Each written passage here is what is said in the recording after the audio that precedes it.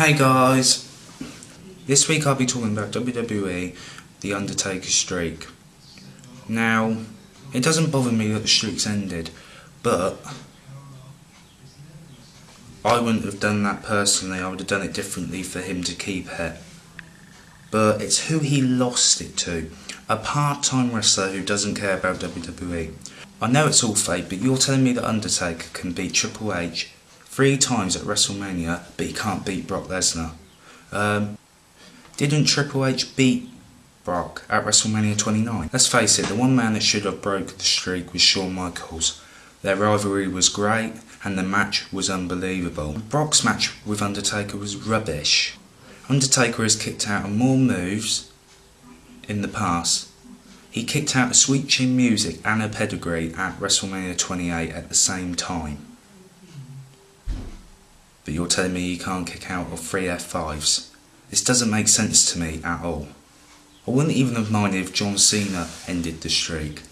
He's not the best wrestling wise. He hasn't got the best wrestling ability, but at least he's dedicated.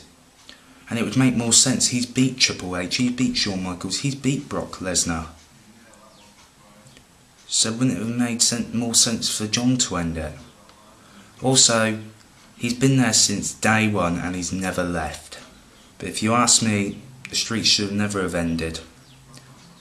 And he should have won within an inch of his life and then retired, saying even the dead has to rest in peace, resembling a long-lived career.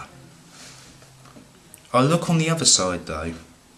I say even though the match wasn't good, he lost to a former UFC champion. What a better man to lose to. I still say the match was bad though. Brock Lesnar isn't the best man to take on the streak wrestling wise. There's been better. It got everyone talking, which is a good thing for WWE. I know that the match was bad. Better people have faced Undertaker and lost. He has kicked out more moves in the past. If any man should have beat him, it should have been Shawn. I know HBK versus Undertaker at WrestleMania 25 was the best match at WrestleMania and out of all the Undertaker matches, period. The streak should have never have been beat, but there's a lot of rumours why it occurred. But the way I would have done it is, at WrestleMania, Brock would have beat The Undertaker, but Undertaker's foot was on the rope. I would have had Paul Heyman remove Undertaker's foot from the rope when the ref wasn't looking. The next night, I would have had Undertaker challenge Brock to a fight at next year's WrestleMania. Brock Lesnar would have said no and officiously took out The Undertaker. I would have then went to 2015 Royal Rumble, where Undertaker would return at number 28 and take out Brock Lesnar, winning a deserved title shot. He would then move his title shot further, made it at Elimination Chamber. He would then have won, obviously Brock Lesnar still wanting contendership. The Undertaker would have offered a match at WrestleMania, but on one condition. He would put the title on the line only if Brock put the one fake loss he had over Undertaker at last year's WrestleMania to be erased and reversed.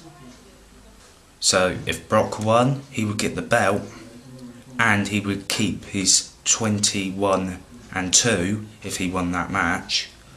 But if Undertaker would have won, he would have got to keep the belt, and instead of it being 21-1, it would have been 23-0. Obviously getting the decision from last year's reversed and just winning against Brock Lesnar for the belt.